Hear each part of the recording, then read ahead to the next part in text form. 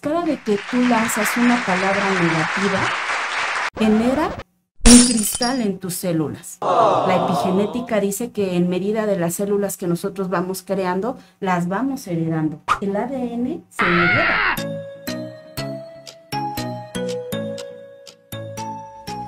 Bienvenidos a su programa de Conexión en Línea. Es que comunicarnos y aprender a comunicarnos de manera distinta es imperante con todo lo que ha pasado después de la pandemia, con todo lo que venimos reconociendo en esta nueva, así lo voy a decir yo, en esta nueva era de comunicación. Pues es importantísimo también aprender nuevas técnicas, pero no debemos olvidar que está el significado y el significante. El significado es todo aquello que puedes encontrar en el diccionario, y el significante es tu experiencia, como tú bien lo dices, qué es lo que para mí representa este emoji, qué es para mí lo que representa cierto lenguaje, la interpretación que existe. Y es por eso que hoy podemos encontrarnos muchísimas interpretaciones de una sola cosa o de una sola comunicación, pero hay técnicas que te permiten mejorar esa interpretación de forma en que no se vuelva de pronto un caos de mala información y algo negativo. La programación neurolingüística proviene de una rama que estudia justamente los procesos mentales y cómo se conectan ciertas áreas del cerebro, como el área de Broca, que es el área del lenguaje, el área de Wernicke, que es el oído, o sea, lo que tú escuchas, que no es lo mismo que oír te pasa por acá, pero escuchar es poner atención en ello, y los procesos de análisis, la interpretación. Entonces, la neurociencia lo que hace es buscar cómo esta interpretación te lleva a tener acciones en tu vida y a crear un lenguaje único. Para eso, pues hay muchos autores, de mis favoritos y de los más grandes, Luis L. Hay, hoy en día Lain García Calvo. Es español, es ¿qué sería él? Porque, bueno, aparte de nadador profesional y bueno, ganó muchas medallas y demás, premios que, bueno, él... ¿Cómo se llama? Lain García Calvo. Él tuvo un problema de salud a los 15 años, según refiere, y pues estaba súper hundido, ¿no? O sea, estaba deprimidísimo, ¿no? Y logra salir de esa condición, empieza a competir en competencias de nado, y poco a poco dice que lo fue llevando, pues no sé si la vida, a investigar ese tipo de temas, y ha hecho, bueno, la saga de tu alma, ¿cómo se llama? La voz de tu alma. Tiene hoy ya 4 sagas. Ajá. La voz de tu alma, la saga de Vuélvete Millonario, la saga de Supraconciencia, también.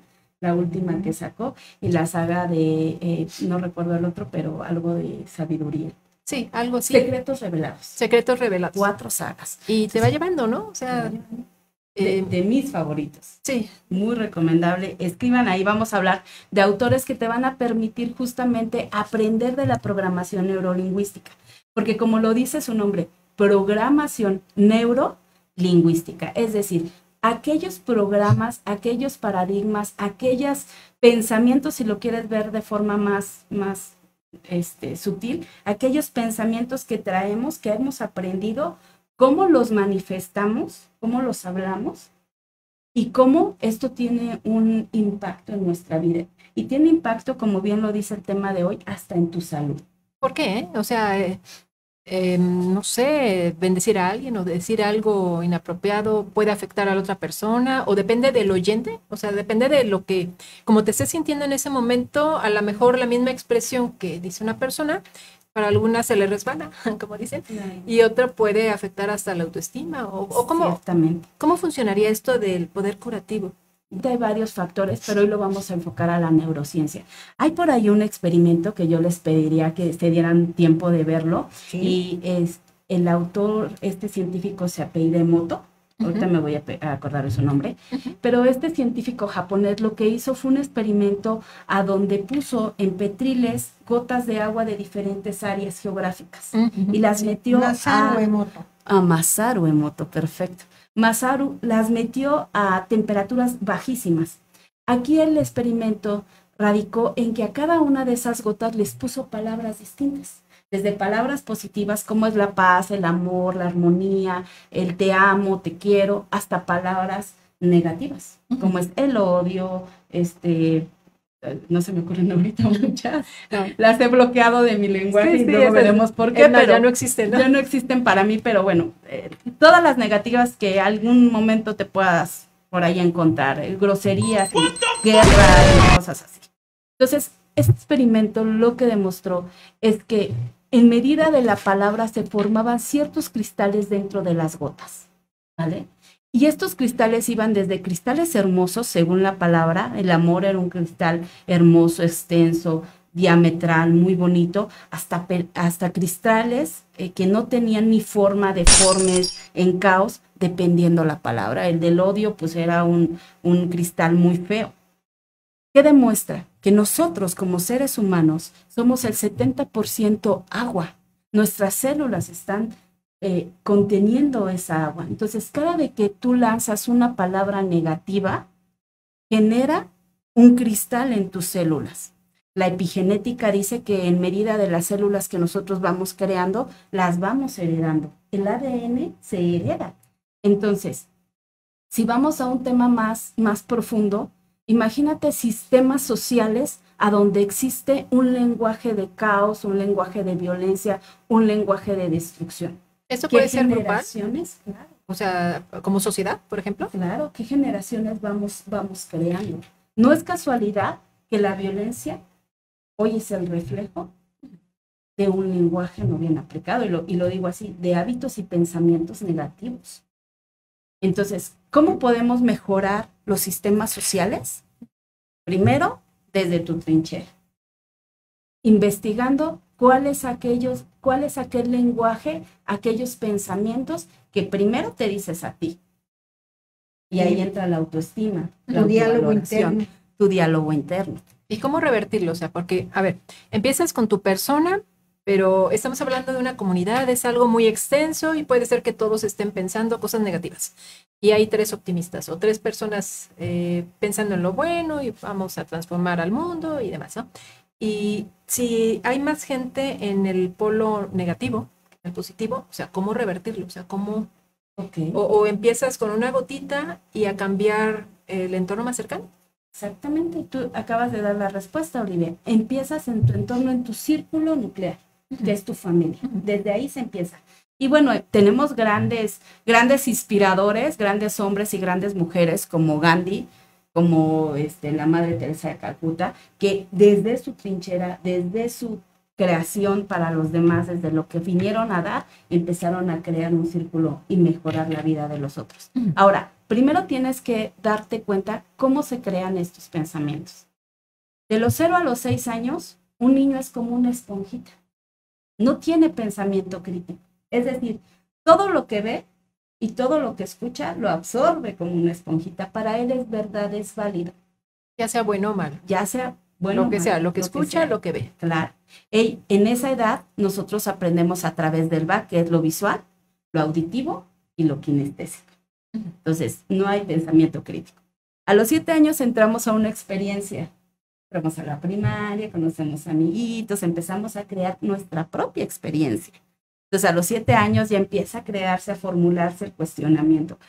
A ver, a mí me dijeron que esto existía, pongamos hipotéticamente Dios, pero yo no lo he visto. Me recuerdo a un niñito que me dijo, es que me dijeron que iba a ser mi primera comunión, y entonces fuimos, y yo esperaba ver al Espíritu Santo, pero nunca llegó. Era un niño de 6 años, que se estaba preparando para su primera comunión. Entonces digo, es algo a donde él empieza a preguntarse, empieza a generar un pensamiento. Y en la edad de la adolescencia, que yo lo digo, la edad del chocolate, donde todo te choca y nada te late, ahí es a donde empieza realmente el cuestionamiento.